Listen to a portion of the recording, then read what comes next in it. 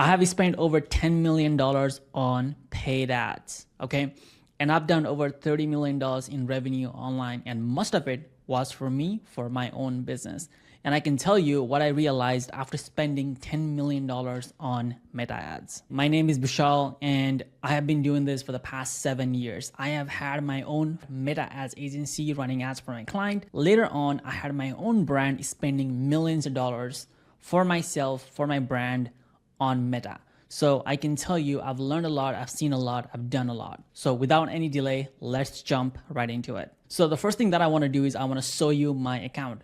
Meta only gives you the data for the last 2 years. So this is only the last 2 years, and this is only a couple of ad accounts. So this ad account, we spent $1.8 million, okay? In the last 2 years, we spent $320,000. If I was able to see the entire past 5 years, I'll probably see like $3 to $4 million in ad spend. Okay, I have run ads for multiple clients, multiple ad accounts, testing different ad accounts, different Facebook pages, different industry. And like I said, I have seen a lot, done a lot. So let's jump right into my whiteboard. The first thing that I realized was that ads were not the biggest thing. Okay, the meta ads actually were the third most important thing.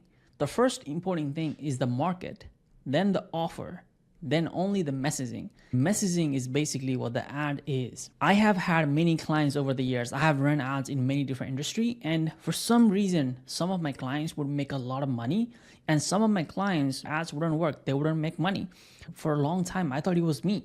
I thought I was not good enough. Later, I realized that they were in a different industry, they had a different offer, their audience was different, their market was different. For example, somebody with a piano course, right? And somebody helping, let's say, sell a house, right? Somebody with the piano course is just a hobby, right? How much they are willing to spend to learn piano is capped. They're not going to spend $20,000 to learn piano. But if they're willing to sell a house, right, they may spend $20,000, $30,000 renovating the house. They may pay $5,000, $10,000 to a realtor, right? There is a lot of money involved, right? For example, in finance, if you're retiring, like you're investing in stocks, there is hundreds of thousands of dollars involved. But for example, if you're in a dog training niche, there is a cap on how much someone is going to pay you to train a dog, right?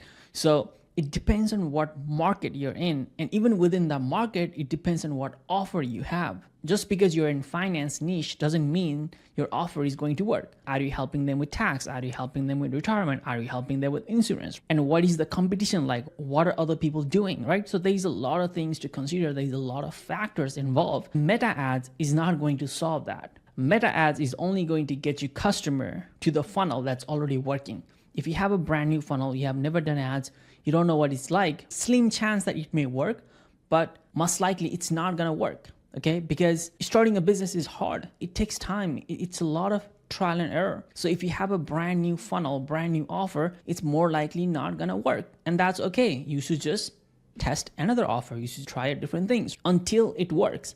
But it's not the meta ads that's the problem. It's basically the market and the offer, okay? And I can tell you, I have seen a really, really bad funnel, a really, really bad offer, but they were in the perfect market. They had a good offer, right? It was a good offer, but they made millions, okay? They made millions. And I have seen a really nice funnel in a fantastic niche, right? And all those things, but they don't make any money because they are in a competitive niche. There are a lot of other people doing the same thing. So meta ad is actually not the biggest thing. The biggest thing that matters is the market and the offer. When I realized that, I was kind of liberated, right? I was kind of free, like, okay, I know like I'm doing my best. I know the meta ads is not the problem. If your offer is not working, let's try something else. If you're selling a shoes, let's try selling a socks. Let's try selling sneakers. Whatever it is, let's just try something new, something different to see what market wants.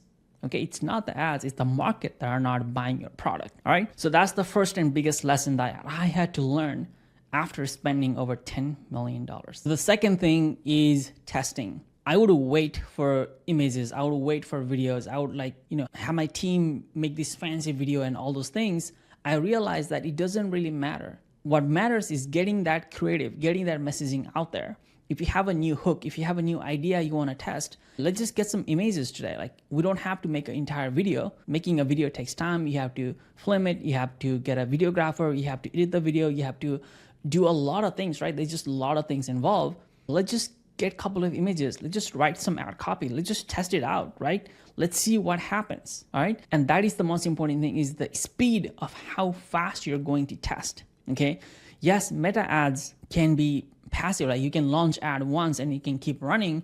But if you want to grow your ad account, if you want to scale your ad account, you need to find that perfect messaging. The lesson number 2 is speed to test. And the only way you're gonna find that perfect messaging is if you test faster, because there is some messages that are going to allow you to scale to thousands of dollars per day. And there are some messages that are capped at just $100 per day or $500 per day, right?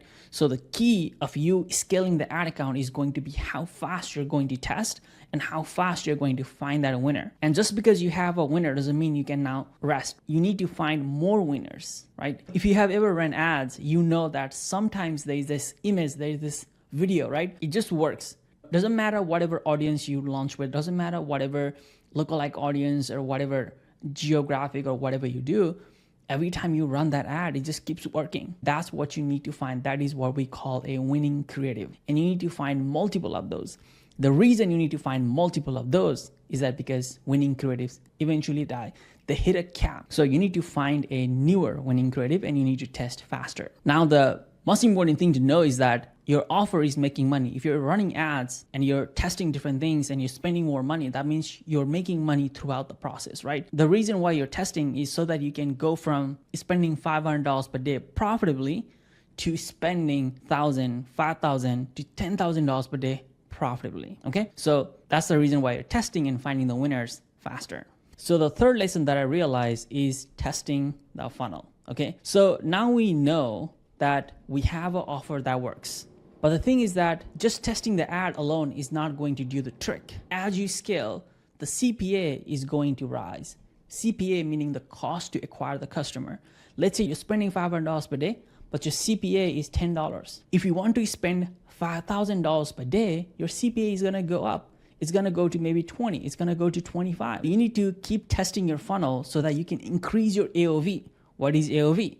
AOV is an average order value. Let's say in the past, if you used to spend $10 and you made back $20, right? But now you want to spend $5,000 per day, your cost to acquire a customer is $20. So now you're breaking even, right? You made $20 per customer, but the cost to acquire the customer has gone up. So you need to test the funnel so that you can increase that AOV to, let's say, 25, to, let's say, 30, to, let's say, 40, right?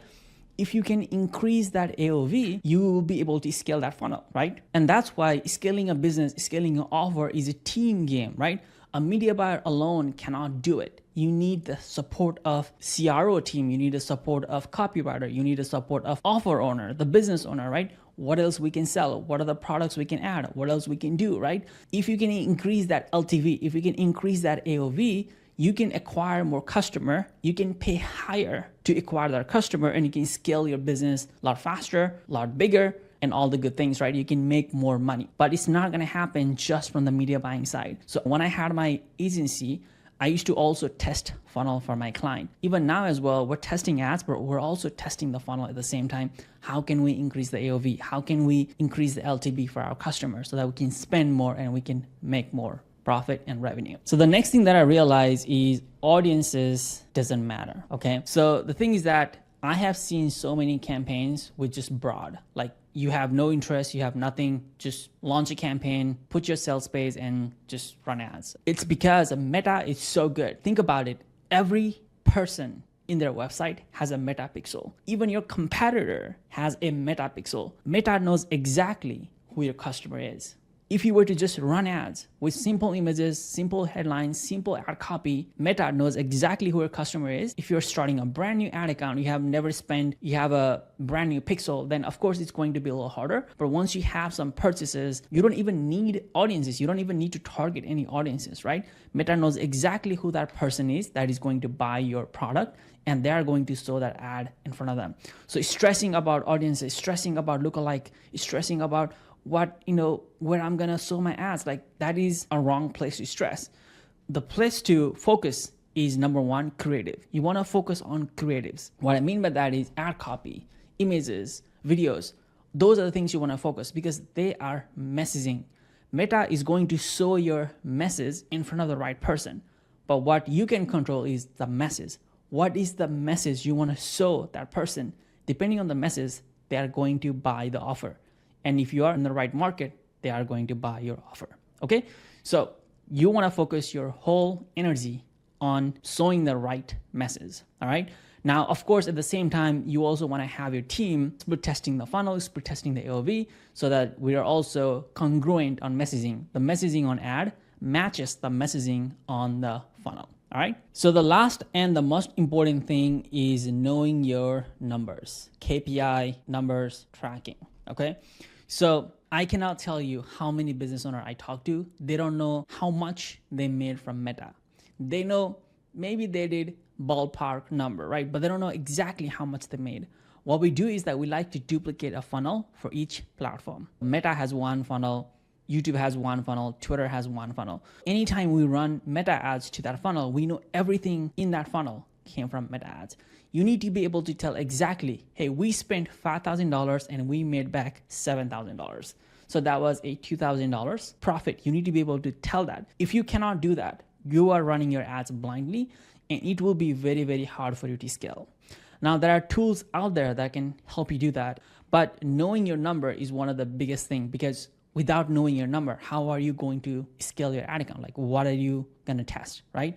You don't know. You're pretty much running blind. So I use spreadsheet to track my number. I separate my funnel. I try to keep it separate as much as possible. I don't mix with retargeting. I don't mix with email purchases, right? I try to separate them completely so that I know exactly how much my meta ads are bringing and how much I'm spending, right? That is going to be the key to scaling your ads profitably for a longer time. So those are the lessons that I learned. So number one is market and offer is bigger than your ads. Number two is speed, testing faster, finding winning creatives.